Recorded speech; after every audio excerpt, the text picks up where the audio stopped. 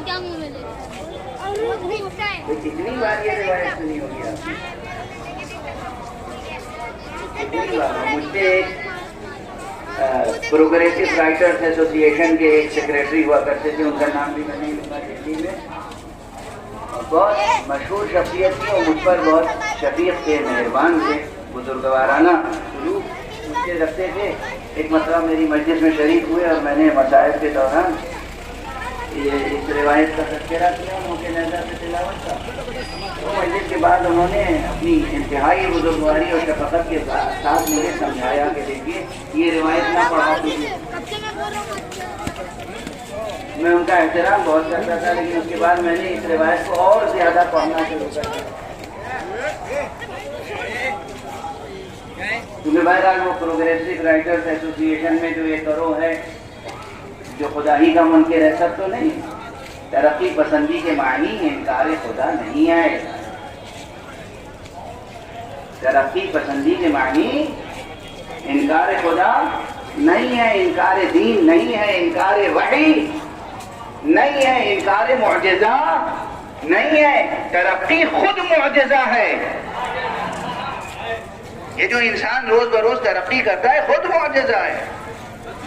ये जमीन बेजान जमीन जो नजर आती है, इस बेजान जमीन का सीना चाक करके एक जानदार दरख्त जो उभरता है, ये मुअजिज़ा नहीं तो क्या है?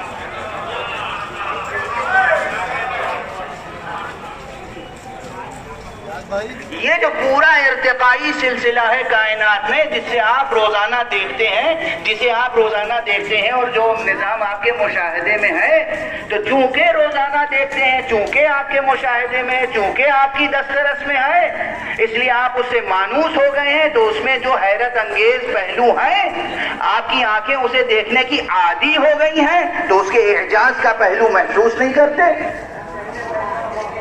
वरना तो शब रोज खुदा मुअजिज़े दिखा रहा है।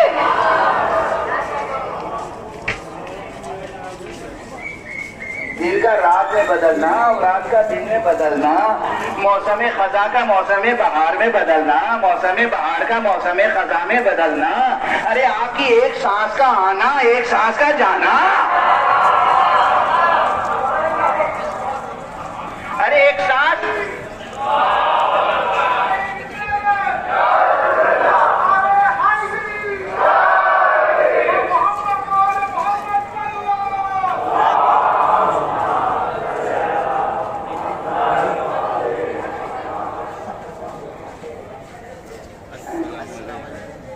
सांस के निकल जाने के बाद और दूसरी सांस के आने से पहले दरमियान में आपका जिंदा रहना।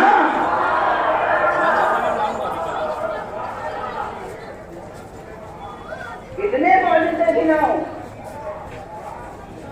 इसीलिए कुरान मजीद में बार बार आयात इलाहिया की तरफ इशारा किया गया है कि देखो ये जमीन आयत इलाही है, ये आसमान आयत इलाही है, ये चांद सूरज सितारे ये आयत इलाहिया में है, रात आयत इलाही है, दिन आयत इलाही है। दिनों में सबसे बड़ा दिन वो आयत इलाही है जिसे अल्लाह ने अल यौम कहा है।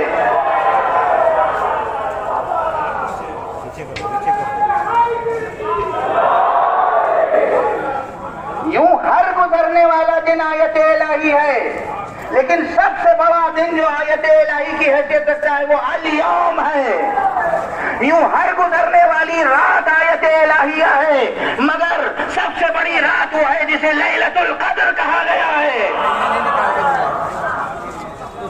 यूं आप में से हर इंसान एक आयत इलाही है, मगर कुरान की कसम आयत कुबरा अली इब्न अबी तालिब।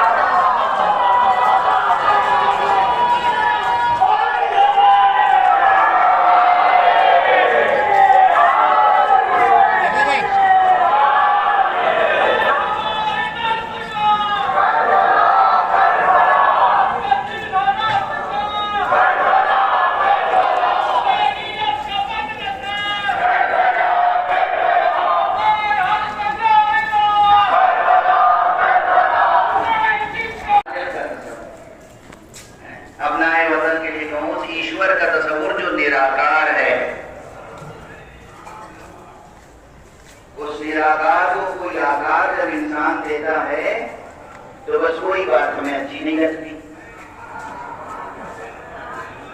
ایک صلوات پڑھ دیجیے محمد.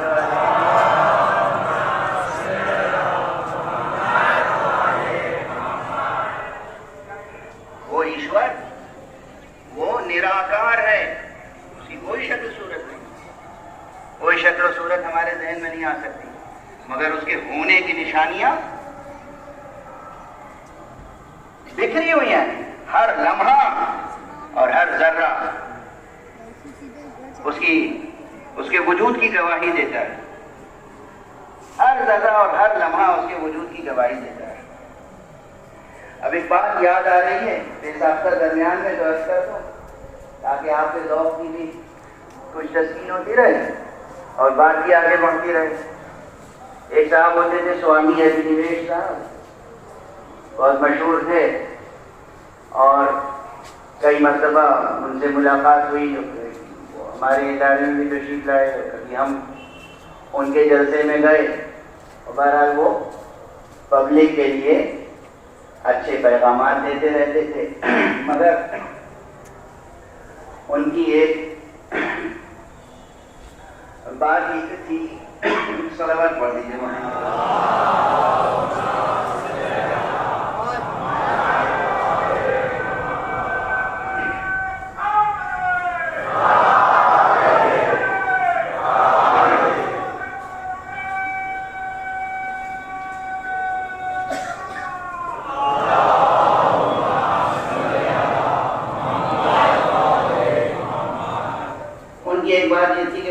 تھیولوجی اور اپنی آئیڈیالوجی کے تحت ضرورت نبوت کے منکر تھے.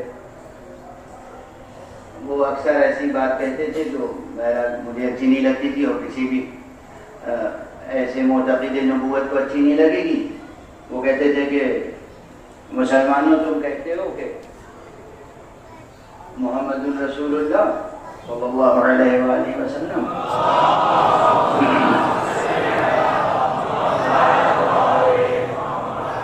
اور میں تو وہ ہوں جو کہتا ہوں ذرہ ذرہ رسول اللہ. اب یہ ایک بڑی سنگین بحث ہے، یہ تھیولوجی میں اور علم کلام میں، یعنی جس علم میں اصول دین کی بحثیں ہوتی ہیں، ریسرچ ہوتی ہے اصول دین پر، اسے کہتے ہیں علم کلام. بعض حضرات سمجھتے ہیں علم کلام اسے کہتے ہیں جس میں شاعری اور ادب سے متعلق بحثیں ہوتی ہیں. نہیں، علم کلام اسے نہیں کہتے. اسلامی علوم میں جو علم کلام ہے وہ مخصوص ہو گیا ہے یہ ٹائٹل، یہ عنوان اس علم کے لیے جس میں اصول دین کے بارے میں بحثیں ہوتی ہیں، یعنی توحید، خدا کے وجود پر دلیلیں، اس کی یکتائی پر دلیلیں اور اس کے نراکار ہونے پر دلیلیں، اور نبوت، امامت، آخرت، قیامت، اس پہ جہاں بحثیں ہوتی ہیں اسے کہتے ہیں علم کلام. تو انگریزی میں اس کے لیے ایک لفظ اسکولاسٹسزم بھی ہے. اسکولاسٹسزم ہو یا تھیولوجی ہو یا آپ جن جنرل کہہ لیں کہ ریلیجس آئیڈیالوجی ہو، تو ان کی آئیڈیالوجی میں نبوت کا تصور نہیں ہے، مگر ہمارے یہاں ہے، بہت سے آسمانی دینوں میں ہے. تو میں نے ایک مرتبہ ان سے جواباً عرض کیا کہ آپ یہ بات کہتے ضرور ہیں، مگر اگر ذرہ ذرہ رسول اللہ ہے، اچھا وہ کس پرسپیکٹیو میں کہتے تھے؟ ایک لحاظ سے درست. ہمیشہ دوسرے کو 100% غلط نہیں سمجھنا چاہیے. یہ اخلاقیات ذہن میں رہے. کتنا ہی بڑا مخالف ہو آپ کا، اسے 100% باطل اور حرف غلط نہیں سمجھنا چاہیے، اور خود کو 100% صحیح کبھی نہیں سمجھنا چاہیے. 100% جو صحیح ہوتے ہیں وہ معصوم ہوتے ہیں.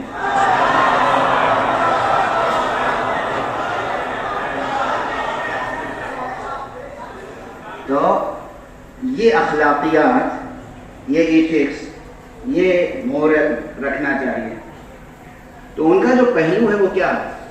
ایک پہلو بالکل درست ہے، ایک پہلو اس کا 100% درست ہے.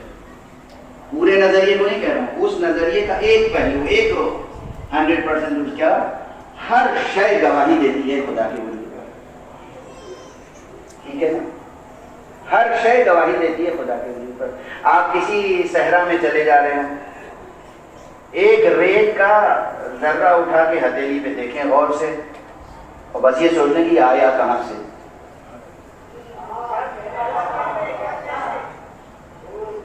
کس آئنسٹائن نے اسے بنایا ہے؟ کس نیوٹن نے اسے ایجاد کیا ہے؟ کس افلاطون نے اسے انوینٹ کیا ہے؟ کس نے؟ یہ ذرہ گواہی دے گا کہ نہیں کوئی افلاطون اور سقراط اور کوئی آئنسٹائن اور نیوٹن نہیں، ہمارا خالق اللہ ہے. اسی لیے عربی، اب یہ مضمون بہت عام ہے، بہت اردو کے شعراء نے، فارسی کے شعراء، دنیا بھر کے شعراء نے بہت کچھ کہا ہے، لیکن عربی کے دو رشتے بہت مشہور ہیں جو ہم لوگوں کو بچپن سے تعلیم کے زمانے سے اب تک یاد ہیں کہ وَفِي كُلِّ شَيْءٍ لَهُ آیَةٌ، وَفِي كُلِّ شَيْءٍ لَهُ آیَةٌ تَدُلُّ عَلَىٰ أَنَّهُ وَاحِدٌ. ہر شے میں اللہ کی ایک نشانی موجود ہے جو دلالت کرتی ہے، جو یہ دلیل پیش کرتی ہے، یہ جو ثبوت پیش کرتی ہے کہ وہ بس ایک ہے.